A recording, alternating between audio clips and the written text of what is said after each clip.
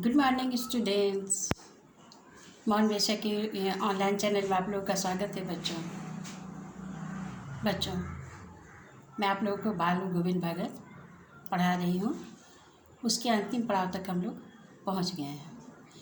पढ़ने का उद्देश्य क्या है? पढ़ने का उद्देश्य जीवन में सफल बनना, बहुत सफल बनना, सफलता की ऊंचाइयों को चढ़ना।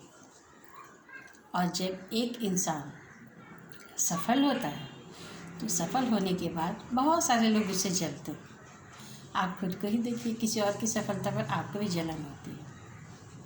लेकिन प्रत्येक मनुष्य के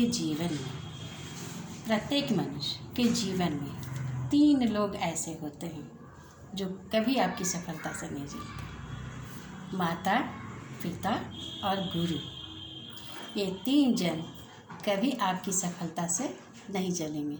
आप जितनी तरक्की करोगे वो उतने खुश होंगे। इसलिए जो पढ़ाई करना है और सफल होना है, याद रखिए उसमें खुशियाँ बहुत सारे लोगों की है, बहुत सारे लोग इससे खुश होंगे। तो चलिए बच्चों, हम लोग बढ़ते हैं। बाल गोविंद भगत में मैंने बताया कि लेखक उसका पीछा करते करते जाड़े की भादों की बरसात में उनका संगीत देखे। उसके बाद लेखक कहते हैं कि गर्मी की जो शाम, उमस भरी शाम, खूब गर्मी, पसीना होता, उस समय भी उनका गाना बजाना नहीं रुकता था। वे अपने घर के मिट्टी के दीवारों वाले आंगन में दरी बिछा करके और भजन मंडली आयोजित करते थे। गांव के सारे लोग लगभग वहाँ पर जमा हो जाते थे और भजन गाया करते थे। उसमें बहुत तल्लीनता से वो गाते गाते उठ करके नाचने लगते थे। लेखक आगे बताता है कि बाल गोविंद भगत के संगीत के चरम का उत्कर्ष उस दिन देखने में आया जिस दिन उसके इकलौते बेटे की मृत्यु हो गई। हाँ, बाल गोविंद भगत का एक बेटा भी था। वो बेटा सुस्त, थोड़ा बुद्धू सा था, मंद बुद्धि था।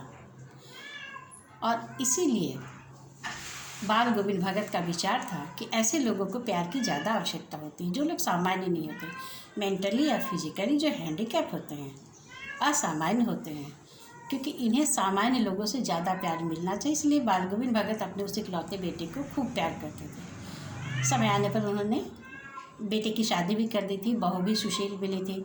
बहू ने घर आकर सारा काम काज, घर सब संभाल लिया था।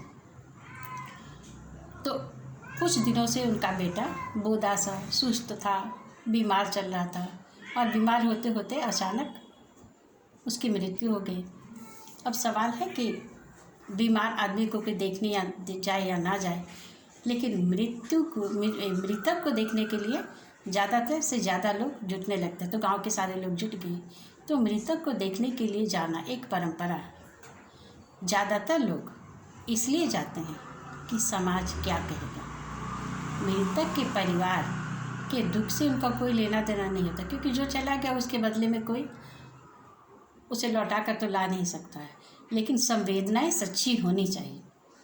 गांव के लोगों ने उनके बेटे को, बाल गोविंद भगत के बेटे को श्रद्धांजलि दी। लेखक बच्चा था, उसने जाकर के देखा कि बाल गोविंद भगत अजब ही हरकत करा। उसने बेटे को ज़मीन पर लिटा करके एक सफ़ेद चादर उड़ा दी और घर के आंगन में जो फूल उगाए थे उसी फूलों में से तोड़ करके ऊपर चादर पर डाल दिया था। और उनकी बहू रोए जा रही है और बाल गोविंद भगत खंजड़ी लेकर के बजाए जा रहे। संगीत की तल्लीनता को पार करते उनकी आंखों में आंसू नहीं है, पूरा बजाए जा रहे हैं। अब बहू जो रो रही है तो गांव की स्त्रियों से दिलासा दे रही है और खंजड़ी बजाते बजाते बहू के पास जाते हैं, उसे रोने से मना करते हैं और कहते हैं कि ये रोने का नहीं, उत्सव मनाने का समय है। भला कोई उत्सव मनाता है? लेखक बाद में समझा कि उन्होंने जीवन की सच्चाई के चरम को कितनी सरलता से समझ लिया था। बाल गोविंद भगत बहू को कहते, रो मत, विरहिणी आत्मा परमात्मा से मिलने को चली गई, ये तो उसका मुक्ति हो गया है। और इसके बाद जो बाल गोविंद भगत ने किया वो मैं आपको अगले वीडियो में बताऊंगी। किस प्रकार से उन्होंने कई पुरानी परंपराओं को तिलांजलि दी, तोड़ा और बहू से अपने बेटे की अर्थी को आग दिलवाई। ये सब मैं अगले वीडियो में बताऊंगी। तब तक के लिए आपका होमवर्क है read chapter 11 up to 10। Thank you.